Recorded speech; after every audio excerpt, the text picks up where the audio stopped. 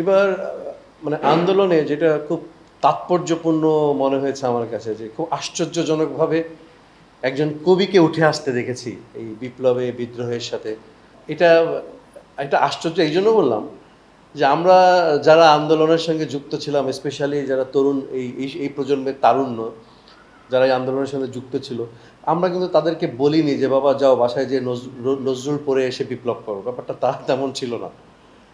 মানে এটা একদম মানে অটোমেটিকভাবেই যেন ব্যাপারটা ঘটে গেছে যে বিপ্লবের সাথে নজরুল প্রাসঙ্গিক হয়ে ওঠা। তো যার ফলে আমরা দেখেছি যে আমাদের দেয়ালে, স্লোগানে, মিছিলে বিভিন্নভাবে নজরুল এবং তার কবিতা, তার সাহিত্যকর্মগুলো উঠে এসেছে।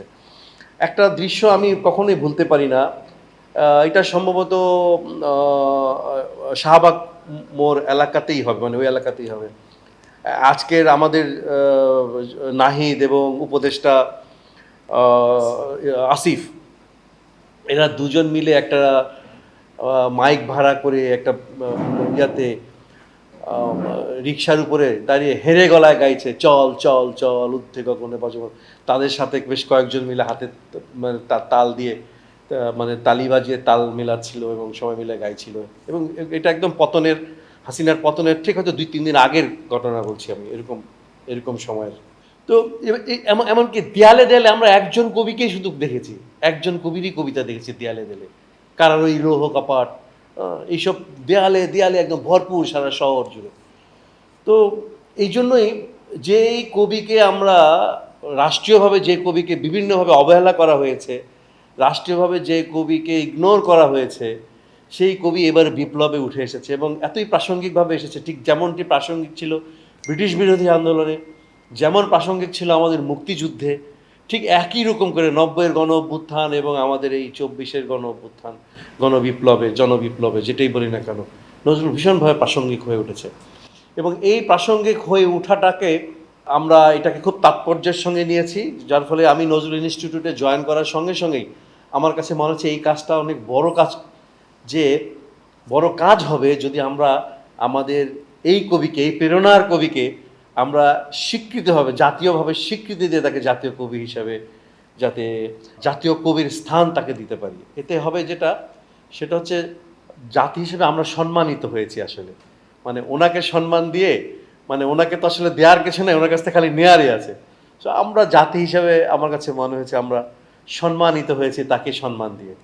যে সম্মানটা এতদিন আসলে মানে বকেয়া ছিল, আমরা মুখে মুখেই জানতাম যে উনি জাতীয় কবি, কিন্তু আসলে রাষ্ট্রীয় যে কোনো, যেমন আমাদের রাষ্ট্রের সাংবিধানিকভাবে আছে কি জাতীয় ফল, জাতীয় ফুল, জাতীয় পাখি, জাতীয় নদী, এরকম লম্বা লিস্ট আছে আমাদের জাতীয় জাতীয় প্রতীকগুলো। আমাদের জাতীয় কবি হিসেবে আমরা কবিকে পাইনি। তো সেই জায়গা থেকে এই মানে এই এই সময়ে তাকে জাতীয় কবি হিসাবে ঘোষণা করাটা খুবই তাৎপর্যপূর্ণ এবং এই জাতি গৌরবান্বিত হলো। এবং আমি বলবো যে আমরা একটা ঋণ শোধ করার সুযোগ পেলাম আসলে। জাতীয় কবি হিসাবে তাকে রাষ্ট্রীয় স্বীকৃতি দেওয়ার এই বিষয়টি, এটা মন্ত্রী পরিষদে উঠেছিল। এটা ইভেন দো ওই সময় যে সংস্কৃতি মন্ত্রণালয়ের যিনি মন্ত্রী ছিলেন, এই ফাইলটা তার কাছে গিয়েছিল এবং তিনি এটাকে নাকচ করে দিয়েছেন। হ্যাঁ, আসাদুজ্জামান নূর। কারণ হচ্ছে যে আমাদের দেশের এক ধরনের এলিট বুদ্ধিজীবীরা মনে করেন যে নজরুলকে যদি আমরা জাতীয় কবি হিসাবে ঘোষণা দিই, তাতে ট্যাগর মানে মানে রবীন্দ্রনাথ ছোট হয়ে যায়। তো রবীন্দ্রনাথ ছোট হয়ে যায় যদি নজরুলকে জাতীয় কবি হিসাবে ঘোষণা করা হয়। তো এটা একটা খুবই একটা খুব নিম্নমানের, মানে খুব নিম্ন শ্রেণীর, মানে বুদ্ধিবৃত্তিক একটা কালচার আমাদের এখানে তৈরি ছিল, একটা বলয় ছিল যারা এইভাবে ভাবতো। এবং এটাকে যতবার আমরা এই স্বীকৃতির জন্য এদেশের মানুষ যারা নজরুলকে ভালোবাসে, যতবার এটা রাষ্ট্রীয় পর্যায়ে তোলা হয়েছে, ততবার এটা ইগনোর করা হয়েছে।